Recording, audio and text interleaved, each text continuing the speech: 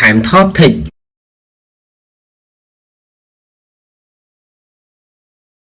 សួស្តីបងប្អូននិងប្រិយមិត្តទាំងអស់គ្នាជួបគ្នាជាថ្មីទៀតហើយជាមួយនឹងវីដេអូខ្លីៗស្ដីពីគន្លឹះល្អៗពី Cam Top Thịnh ដែលតែងតែចេញផ្សាយជារៀងរាល់ថ្ងៃថ្ងៃនេះ Cam Top Thịnh សូមបង្ហាញជូនអ្នកទាំងអស់គ្នាជាពិសេសបងប្អូននិងប្រិយមិត្តដែលតែងតែទិញទូរស័ព្ទមួយទឹកយកមកប្រើប្រាស់ឬក៏ចង់ទិញទូរស័ព្ទមួយទឹកយកមកប្រើប្រាស់នោះ Cam Top Thịnh នឹងបង្ហាញពីវិធីសាស្ត្រនៅក្នុងការមើលយ៉ាងដូចម្ដេចដើម្បីឲ្យទូរស័ព្ទមួយទឹកដែលយើងទិញយកមកប្រើប្រាស់គឺជាទូរស័ព្ទដែលមានគុណភាពនៅល្អគឺយើងអាចជៀសវាងបាននៅទូរស័ព្ទមួយទឹកដែលគ្មានគុណភាពបាទ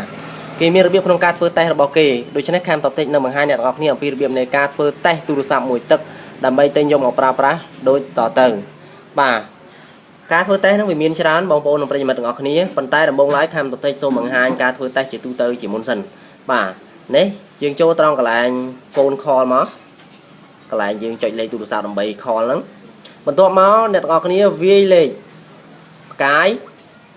ត្រង់ជ្រូក0ផ្កាយត្រង់ជ្រូកបាទដល់ពេលដែលវាយមកគឺវាលោតដោយខ្លួនវាមកតែម្ដងវាលោតដល់ត្រង់កន្លែងនេះនៅខាងលើចំនួន3ហ្នឹងគឺវាឲ្យយើងធ្វើតេស្តពណ៌នៅលើផ្ទៃអេក្រង់ទូរស័ព្ទមួយទឹកហ្នឹងបាទនេះក្រហមនេះបៃតងហើយនេះនឹងខៀវបាទយើងចុចមើលសិនពណ៌ក្រហមបើសិនជាអ្នកទាំងអស់គ្នាក្រឡេកមើលអញ្ចឹងទៅវាអត់មានចំណុចអុចឬក៏ចំណុចសអុចព្រាលវានៅតែក្រហមស្មើអញ្ចឹងមានន័យថាទូរស័ព្ទហ្នឹងអត់មានបញ្ហាអីទេអេក្រង់របស់វាគឺមិនឆេះអេក្រង់ឬក៏មិនមានបញ្ហាអុចពណ៌សហ្នឹងមានន័យថាវាខូចអេក្រង់អញ្ចឹងបើសិនតែយើងទិញមកវាខូចអេក្រង់ដដែលតើយើងទិញមកទៅអីទី2វាមានមកពណ៌ទៀតគឺពណ៌បៃតងអញ្ចឹងយើងថាច់មកនេះគឺពណ៌បៃតងបើសិនជាវាចេញពណ៌បៃតងស្មើមានន័យថាអត់ចេញអុចពណ៌សនៅកណ្ដាលឬក៏វាអត់ចេញព្រាលនៅសងខាងកែមនេះទេមានន័យថាអ្នកទាំងអស់គ្នាអាចទិញទូរស័ព្ទនឹងបានហើយព្រោះអេក្រង់ហ្នឹងវានៅស្អាតប៉ុន្តែនេះតកតងទៅនឹងអេក្រង់ឯងមានន័យថាអេក្រង់ទូរស័ព្ទហ្នឹងយើងអាចទទួលយកបានហើយបន្ទាប់មកទៀតគឺតកតងទៅនឹងការទទួលបាទការទទួលមានន័យថាម៉េចនៅពេលដែលយើងទទួលទូរស័ព្ទបាទយើងថាច់យកត្រង់កន្លែងនេះ receiver បាទនេះវានឹងបញ្ចេញសំឡេងនៅត្រង់កន្លែងនេះកន្លែងស្ដាប់ត្រង់តាជារបស់យើងនេះអ្នកទាំងអស់គ្នាត្រូវស្ដាប់ឲ្យសំឡេងហ្នឹងវានៅថេរមានន័យថាវានៅទូអញ្ចឹងវាមិនត្រេតអញ្ចឹងទេបាទកាលណាវានៅទូស្មើអញ្ចឹងមានន័យថាសំឡេងហ្នឹងល្អអត់ខូចទេកន្លែងនេះអត់ខូចទេបន្ទាប់មកយើងទៅមុខទៀតបន្ទាប់មកចំណុចនេះគឺតាក់ទងទៅនឹងលំញ័របាទលំញ័រជួនកាលទូរស័ព្ទមួយទឹកខ្លះខូចដុំញ័រកាលណាខូចដុំញ័រទៅជួនកាលញ័រជួនកាលអត់ញ័រឬក៏ជួនកាលក្រឹកអញ្ចឹងទៅប៉ុន្តែបើសិនជាដុំញ័រវានៅល្អនៅពេលដែលយើងថាច់ទៅបាទវាញ័រថេតែម្ដងបាទនេះគឺវាញ័រហើយវាស្លីបបាត់ហើយបាទច្រឡំថយក្រោយអញ្ចឹងសូមចាំឲ្យផ្លែតបាទបន្ទាប់ពីញ័រមកគឺ dimming ស្អីគេ dimming អ្នកទាំងអស់គ្នាមើលទាំងអស់គ្នានេះគឺជា color ដែលវាមានការសម្រប color បាទឧទាហរណ៍ថាទូរស័ព្ទហ្នឹងពេលអ្នកទាំងអស់គ្នាថាច់ចឹងមកវាចេញក្រហមរត់មកលេងលិចក្រហមនៅត្រង់កន្លែងនេះនៅត្រង់កន្លែងខ្មៅនេះបាទលិចក្រហមនៅត្រង់កន្លែងខ្មៅនេះវាមិនសមទេព្រោះថាក្រហមឬខ្មៅតិចជាងមកបាទវាមិនសមទេអញ្ចឹងមានន័យថាអេក្រង់ហ្នឹងវាមានបញ្ហាហើយបាទយើងអាចនេះមកតើវាខ្ញាក់អត់វាញ័រអត់បាទបើសិនវាតាមយើងរហូតអញ្ចឹងអត់អីទេទៅមុខទៀតបន្ទាប់មកទៀតយើងធ្វើតេស្ត sensor បាទវិញ្ញាណនៅត្រង់កន្លែងនេះបាទវិញ្ញាណនៅត្រង់កន្លែងនេះមានន័យថាម៉េចមានន័យថានៅពេលដែលទូរស័ព្ទនឹងស្លាប់វិញ្ញាណនៅពេលដែលយើងយកវាមកដាក់និយាយក្បែរត្រចៀករបស់យើងពិតជាពិបាកបន្តិចហើយបើសិនជាវាខូចវិញ្ញាណកន្លែងនេះហើយវាអត់ស្លីបទេគឺវាចេះតែបើករហូតនៅពេលដែលយើងយកវាមកដាក់និយាយក្បែរត្រចៀកក៏ដោយឥឡូវយើងថាច់ត្រង់កន្លែង sensor នេះវិញ្ញាណបាទនេះវាឲ្យហើយយើងដាក់ដៃក្បែរកន្លែងវិញ្ញាណហ្នឹងទៅបើសិនជាវានៅមានវិញ្ញាណល្អវានឹងចេញពន្លឺឲ្យយើងចេញពណ៌ឲ្យយើងបាទនេះដកវិញមកដាក់ទៀតមកដកវិញមកដាក់ទៀតមកបាទឃើញថានៅល្អបន្ទាប់មកទៀតតកតនឹងថាច់បាទនេះថាច់មានន័យថាថាច់លើផ្ទៃអេក្រង់មានន័យថាតើផ្ទៃអេក្រង់ទាំងមូលនោះឆ្លើយតបទៅនឹងការចុចរបស់ម្រាមដៃរបស់យើងដែរឬទេបាទឥឡូវយើងថាច់នេះគេមានគំរូឲ្យយើងសម្រាប់ឲ្យយើងអូសបាទមានរបៀបខ្វែងចេះតាមកន្លងរបស់គេមក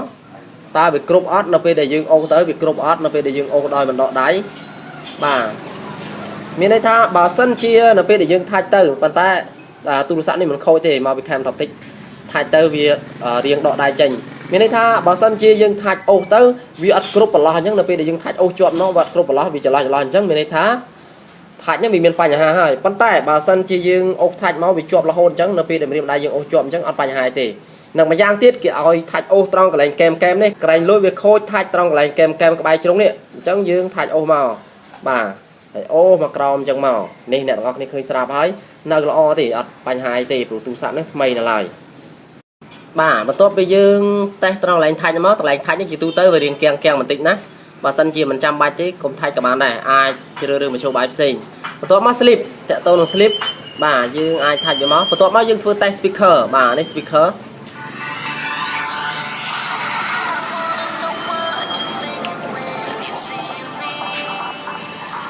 បាទបើសិនជា speaker នេះវានៅលឺល្អទេអត់បញ្ហាអីទេបន្ទាប់មកធ្វើតេស្តកាមេរ៉ាមុខកាមេរ៉ាក្រោយអញ្ចឹងមកមើលឲ្យឃើញដោយខ្លួនឯងថាពិតជាមានគុណភាពទៅគឺជាការល្អហើយការធ្វើតេស្តប៉ុណ្ណឹងមិនទាន់គ្រប់គ្រាន់នៅឡើយទេបងប្អូននិងប្រិយមិត្តទាំងអស់គ្នាគឺអ្នកទាំងអស់គ្នាត្រូវចូលទៅកាន់ setting ទៀតបាទចូលទៅកាន់ setting ថាយក setting មកហើយដើម្បីបានជាយើងចូលមកកាន់ setting បាទអ្នកទាំងអស់គ្នាត្រូវធ្វើតេស្ត Wi-Fi ធ្វើតេស្ត 3G ធ្វើតេស្ត Bluetooth បើក Bluetooth បើក Wi-Fi មើលឲ្យអស់បាទថាតើមុខងារប៉ុន្មាននឹងដើរដែរឬទេពីព្រោះថាយើងទិញ smartphone មកដើម្បីប្រើប្រាស់អ៊ីនធឺណិតផងដែរអ្វីដែលសំខាន់គឺអ៊ីនធឺណិតនឹងឯងចុះបើសិនជា Wi-Fi មិនដើរ Wi-Fi មិនចាប់ឬក៏ 3G មិនដើរវាជាបញ្ហារបស់យើងដូច្នេះតើតើនឹង Wi-Fi សូមអ្នកទាំងអស់គ្នាឲ្យម្ចាស់ដែលលក់ទូរស័ព្ទឲ្យយើងនឹងគាត់ភ្ជាប់ Wi-Fi ឲ្យយើងមើលពីព្រោះថាយើងនឹងចំណាយលុយឲ្យគេយើងមិនមែនថាឲ្យលុយគេហើយយើងយកវិញមកបានវិញណាគឺយើងទិញរបស់គេហើយយើងមិនអាចយកលុយវិញបានទេដូច្នេះយើងត្រូវធ្វើតេស្តឲ្យអស់ឲ្យវាសមនឹងតម្លៃលុយដែលយើងបានចំណាយមួយទៀត Bluetooth ជួនកាល Bluetooth ខូចហើយនឹងមួយទៀតតកតងទៅនឹង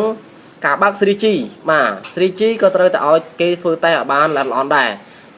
នេះទើបអ្នកទាំងអស់គ្នាទិញទូរស័ព្ទមួយទឹកបានល្អត្រឹមត្រូវក្រៅពីនោះអ្នកទាំងអស់គ្នាក៏ត្រូវតែមើលរូបរាងខាងក្រៅរបស់ទូរស័ព្ទយើងដែរតើវាមានរបកមានបុកមានប៉ះទង្គិចអីធ្ងន់ធ្ងរដែរឬអត់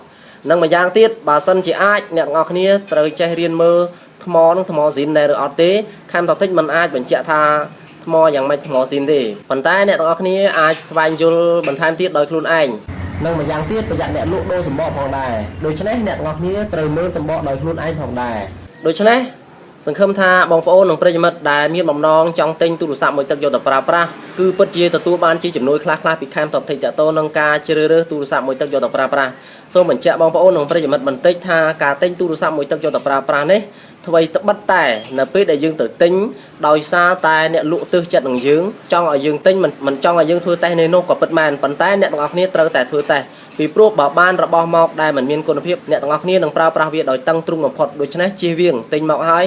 ប្រើប្រាស់មិនល្អអ្នកទាំងអស់គ្នាត្រូវរៀនធ្វើតេស្តការបង្ហាញរបស់ខាំតបតិចនេះគឺបានជាចំណែកដ៏ធំមួយសម្រាប់អ្នកទាំងអស់គ្នាអ្នកទាំងអស់គ្នាអាចមានជាចំណេះដឹងផ្សេងទៀតសម្រាប់ធ្វើតេស្តទូរស័ព្ទដោយខ្លួនឯងសូមអរគុណបងប្អូននិងប្រិយមិត្តដែលបានតាមដានទស្សនាវីដេអូស្ដីពីរបៀបនៃការធ្វើតេស្តទូរស័ព្ទមួយទឹកជាមុនសិនមុននឹងយើងទិញយកមកប្រើប្រាស់